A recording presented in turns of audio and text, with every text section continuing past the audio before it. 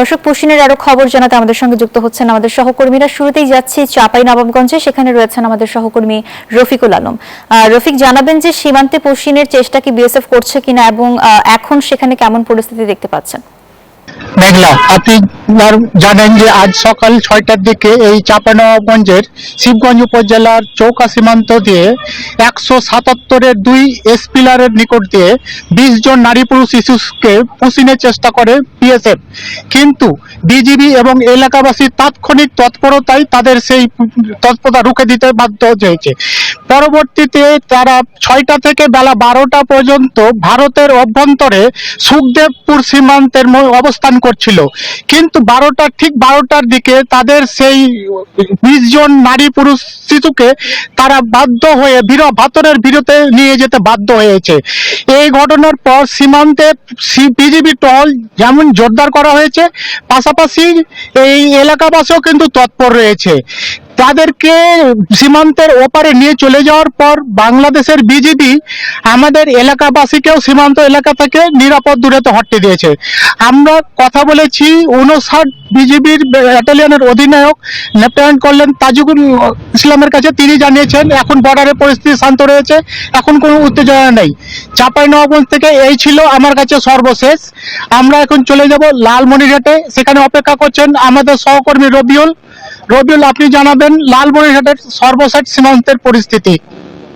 ধন্যবাদ আপনাকে। আপনি জানেন যে লালমনিরহাট কিন্তু বর্ডার 200 কিলোমিটার জুড়ে জেলায়, চতুর্দিকে বর্ডার বলা চলে। আপনারা জানেন যে লালমনিরহাটে কিন্তু আজকে নতুন করে ভারতীয় বিএসএফ পুশিং করার চেষ্টা করেনি, তবে গতকালকে পাটগ্রাম উপজেলার যে কালীরহাট রয়েছে সেই এলাকায় কিন্তু গভীর রাতে কাঁটাতারের বেড়ার আলো নিভিয়ে দিয়ে কিন্তু প্রায় 3 জনকে পুশিনের চেষ্টা করে। তাৎক্ষণিক কিন্তু গ্রামবাসী এবং বিজিবি জানতে পেরে কিন্তু সেটিকে প্রতিহত করেছে। তাৎক্ষণিক তারা কিন্তু বিএসএফ যাদের পুশিং করার নিয়ে এসেছিল তাদেরকে কিন্তু আবারও কাঁটাতারের ভিতরে নিয়ে গেছে, এবং তা সর্বক্ষণ লালমনিরহাট জেলার যে বর্ডার রোড রয়েছে সাধারণ মানুষ, বিজিবি থেকে শুরু করে সবাই কিন্তু সচেতন রয়েছে, টহল জোরদার রয়েছে, যাতে কোনো অবৈধভাবে ভারত থেকে কোনো মানুষ বাংলাদেশে প্রবেশ করতে না পারে সেটাই বিষয় কিন্তু চলছে। আমরা 15 বিজিবির সাথে কথা বলছি, 15 বিজিবির যে সিএর সাথে। তিনি বলছেন যে সাধারণ মানুষ থেকে শুরু করে বর্ডারে যারা বসবাস করে তাদেরকে সচেতন করে দেওয়া হয়েছে যাতে কোনো অবৈধভাবে কোনো মানুষ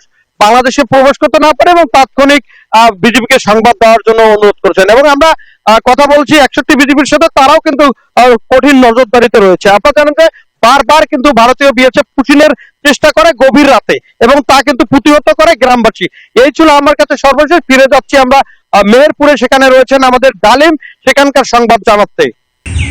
ধন্যবাদ রবিউল। মেহেরপুরের গতকালকের ঘটনার পর এখনো পর্যন্ত পুশিনের তেমন কোনো খবর আমরা পাইনি, তবে মেহেরপুরের 97 কিলোমিটার যে সীমান্ত নদিয়া জেলা বেষ্টিত, এখানে কিন্তু যে বিওপি গুলো রয়েছে, বর্ডার আউটপোস্ট, সেই বিওপির বিপরীতে কিন্তু ইন্ডিয়ান যে কাঁটাতারের বেড়াগুলোতে অনেকগুলো গেট রয়েছে। এই গেটগুলো থাকার পিছনে কারণ হচ্ছে ভারতীয় যে কৃষক তাদেরকে বাংলাদেশের অভ্যন্তরের দিকে যে তাদের কৃষি ফসলগুলো রয়েছে সেগুলো চাষাবাদের জন্য, তো সেই গেট দিয়ে কিন্তু তারা দিনের বেলায় প্রবেশ করে, তাদের আধার কার্ড ভোটার কার্ডগুলো জমা দিয়ে, এবং একসময় সন্ধ্যার দিকে তারা ফিরে যায়।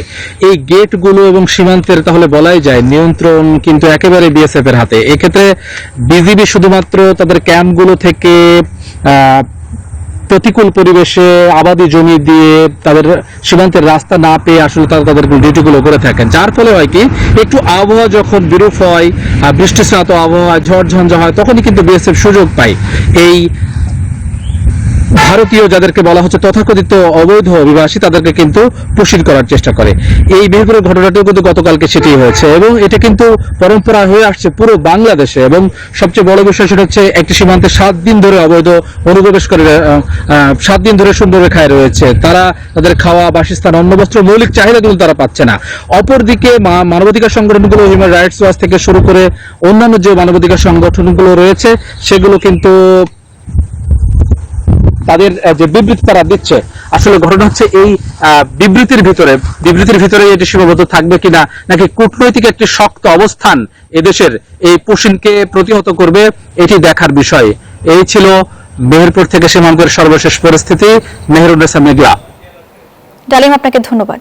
প্রতি সপ্তাহে সর্বোচ্চবার বিকাশ পেমেন্টে 50 জন হবেন পেমেন্ট চ্যাম্পিয়ন। জিতে নিন টিভি সহ আকর্ষণীয় সব প্রাইজ।